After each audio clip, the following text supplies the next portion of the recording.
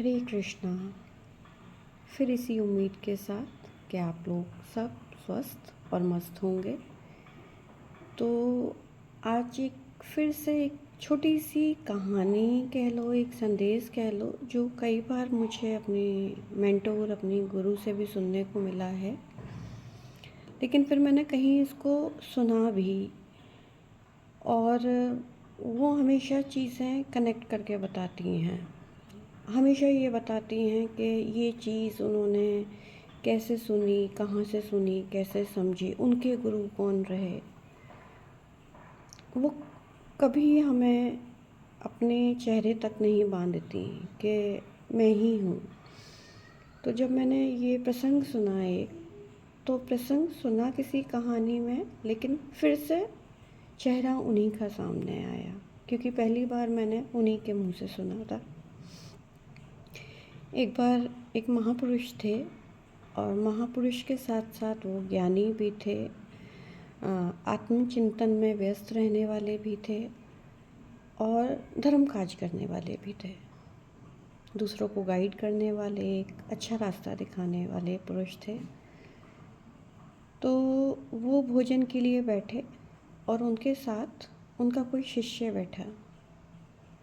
तो जैसे ही वो भोजन के लिए बैठे और अपना जो हम एक ग्रास निकालते हैं किसी के भी नाम का, अपने देवी देवता के नाम का, धरती के नाम का, जिसके भी नाम का जो निकालता है, गाय के नाम का, उसे निकालने के बाद जैसे ही वो उस ग्रास को, उस टुकड़े को तोड़ के दूसरे को अपने मुंह में डालने वाले थे, तभी कोई भिक्षा मांगने आ गया, और उन्होंने अपनी थाली का सारा भोजन उठा के उस भिक्षुक को दे दिया।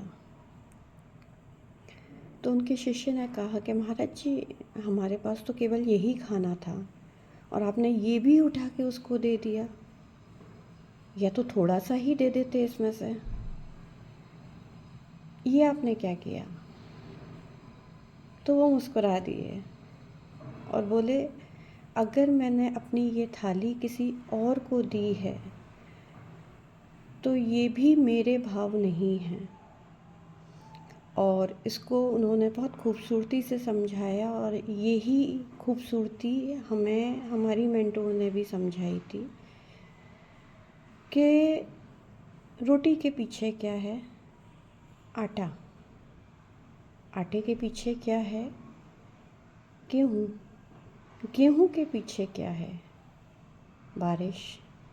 बारिश के पीछे क्या है? बादल। बादल के पीछे क्या है? तो कई लॉजिकल लोग कहेंगे इसके लिए कि बादल के पीछे वाटर साइकिल है, लेकिन अगर पूछें तो उस वाटर साइकिल के पीछे क्या है? सूरज। और उस सूरज के पीछे क्या है? तो स्टिल देयर इज़ एनर्जी, और हमको ये बात माननी चाहिए और माननी पड़ेगी। और जो उस सूरज के पीछे है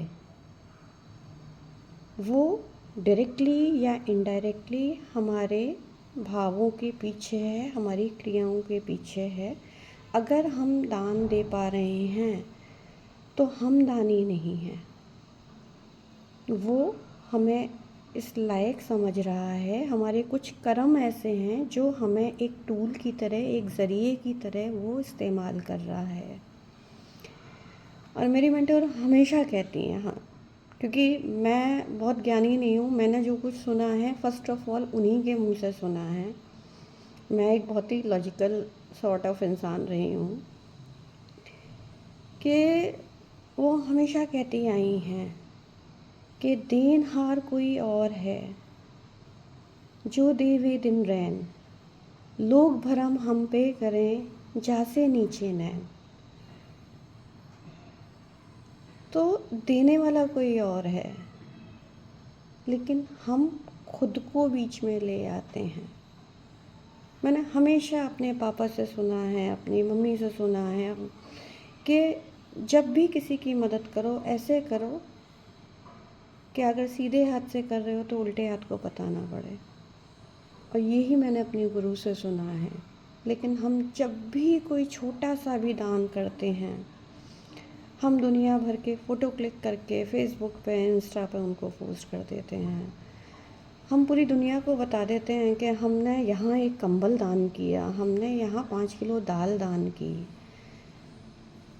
तो यही समझ में आया कि वो जो दान हमारे ज़रिए हो रहा है, उसे करने वाले हम कोई होते ही नहीं हैं। तो अब ये आपके हाथ में है कि अगर आप कोई दान कर रहे हैं तो आपको वो दान मैं रूप में करना है या हरी इच्छा के रूप में करना है। मंथन, चिंतन सब आपको करना है, आपको डिसाइड करना है। हरे कृष्णा।